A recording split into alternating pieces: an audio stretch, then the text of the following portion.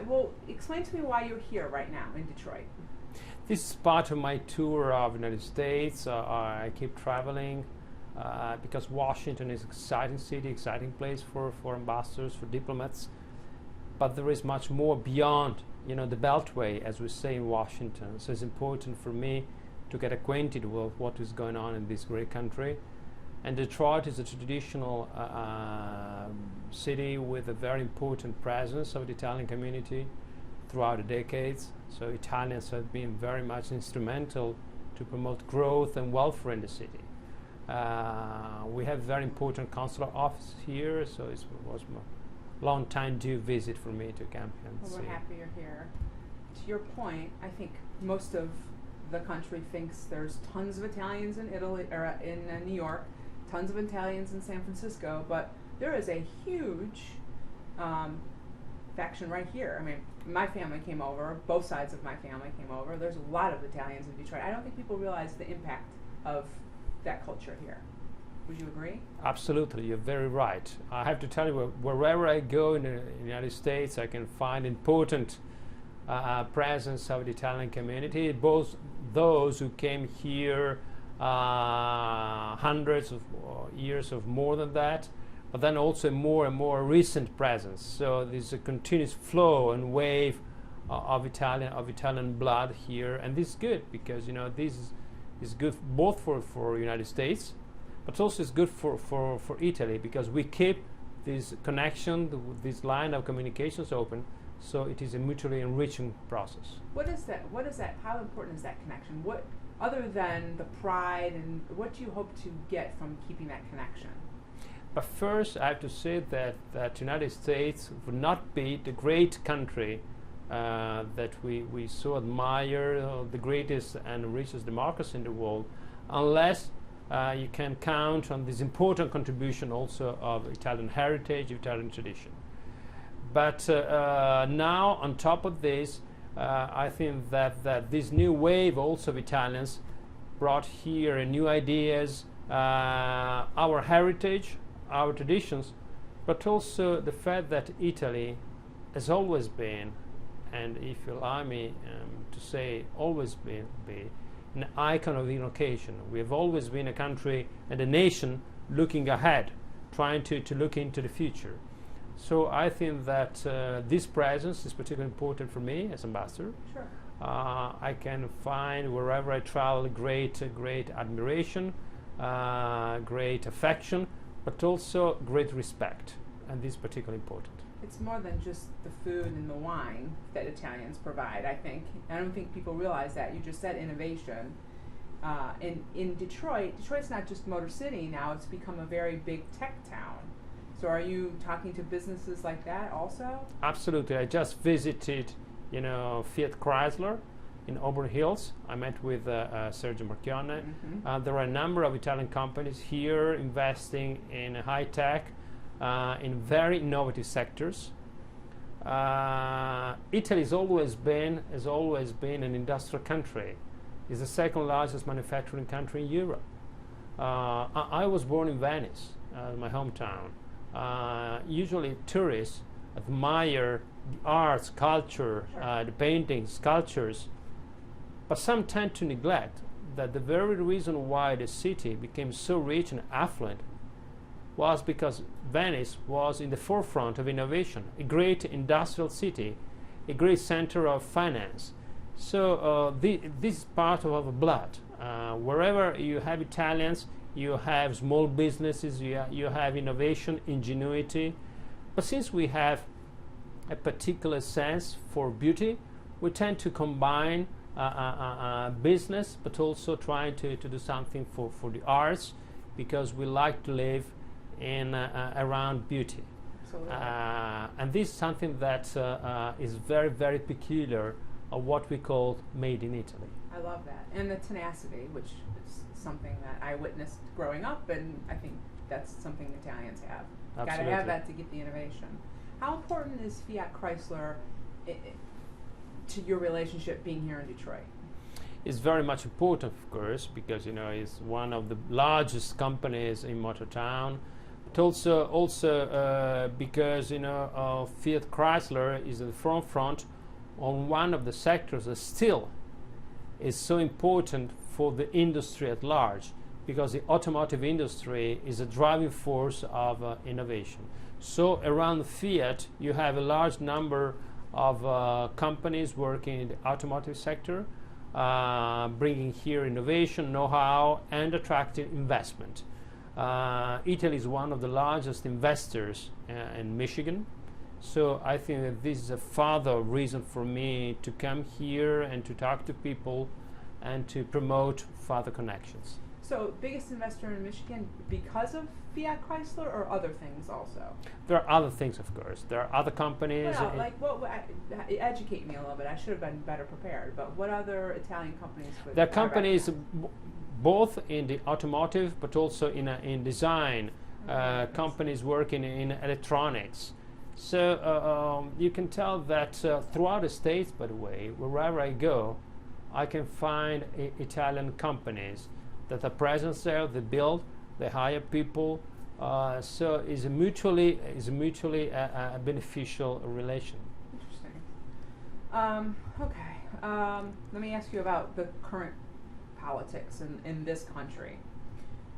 Is it hard coming here, being the ambassador to a country when the president says America first? Does that factor into anything that you have to do or deal, or in any of your dealings, I guess? If there is something that I'm particularly proud of, is the excellent relations of our between our two countries. Our Prime Minister was here meeting with President Trump at the White House back in April, and then the President was again in Rome meeting with him. The two leaders will be meeting again this weekend at the G20 in Germany. So what I do remember, for example, in the very first meeting we had with President Trump at the White House, speaking about our relations, the President was very clear in suggesting that our economic and trade relations are reciprocal and fair. And I think this is a very good definition of what we do. But it's not just the economy. We are very strong partners and allies providing security overseas. Our military work really shoulder to shoulder in Afghanistan, in Iraq, in the Balkans. So this is something that is uniting us a lot. We do realize that when the President refers to America first, he makes it very clear that it does not mean that America has to be alone. America needs partners, needs allies. The President knows this very well, and I think that for us this is important, because relations with the United States of America is the #1 priority in our foreign policy. Really? Interesting. What do you hope happens at the G20? Because already, there's talk in Germany and all the kind of things that are happening. What do you hope comes from the G20? I know that's a big question, but on a more personal point, I have to say that before coming to Washington, I served as National Security Advisor and also personal representative to the G20. So I've been very much involved in these processes. G20 is a very important body, reuniting the largest economies of the planet. So this is an important opportunity for the leaders to talk about what we call global issues, being trade, being climate change, being economic growth, and also for some foreign policy issues. This year, we do know that when the leaders meet in Hamburg, we have a number of open crises. We have tensions overseas. We have very, very difficult situations that need to be addressed.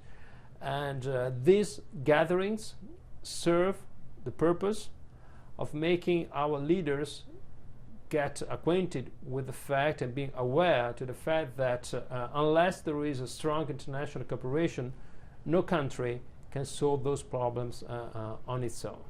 And I think this is important. This is what we bring as Italy. This is part of our history, of our tradition, of our geography, because if you look at a map, for sure, we are blessed with this unique position in the midst of the Mediterranean, But on top of the many advantages, on top of the beauties that my country can take credit for, we are also surrounded by an area of instability. So we do know that we have to work together. And I do hope that G20 might come up with positive answers. But as always, when leaders meet in these international gatherings, it's not just what they actually discuss in the meetings, but what happens, in the margins of. So there are great expectations coming from the bilaterals that the president will have with a number of leaders. President Putin of Russia, President Xi of China, President Peña Nieto of Mexico, because this will be the first meeting that the leaders of the two neighboring countries have since the president took office. So I think that these meetings serve the need to increase international cooperation and understanding, and God knows that we do need this. When something like all the Korea talk this past weekend and what's happening, this is important to Italy as well, because you work with us and stand with us. Are you guys just as worried about all the tensions as the United States is? I mean, I would assume it kind of goes hand in hand, right? If there's something that we are clearly aware of, is the fact that there are no more regional crises. Because what happens in the Korean Peninsula affects all of the international community. If the leader of North Korea has the crazy idea of launching a missile, he's not hitting just one country or another. He's creating a wound, very, very difficult and painful wound to the whole international community, because this will have repercussions. This is why we are for international understanding and cooperation. Since many years, there are Italian troops serving in Afghanistan, of all places. You can imagine how far Afghanistan is from Italy. But still, we do realize that unless we are able to restore peace and stability in that part of the world, we cannot be safe at home. So it is important that the international community devotes great attention to developments in Korean Peninsula, not just for the sake of people living there, not just for the sake of people who might be affected by a missile launch, but because the international economy, international trade, international understanding will be very badly affected if the crisis is not taken under control. And again, that's what makes the G20 even more important. Absolutely. Both the G20 and the G7 that we just hosted in Taormina, Sicily, back in May. Is there anything else that I should ask you about that you want to talk about? I think we went through a number of issues. Allow me to say that this is a city, and I look at a city also from my own perspective as Italian, so with a particular focus on beauty and architecture. There are very great examples of contemporary architecture, contemporary arts. There are great cultural institutions like the Detroit Museum. So I think that as a city you should be particularly proud of this. And myself, whenever I come here and when always I travel the country, I always try to stress the fact that there's nothing more important than culture and promoting cultural ties, because this is what makes people, be aware that we have to be optimistic and confident to the future.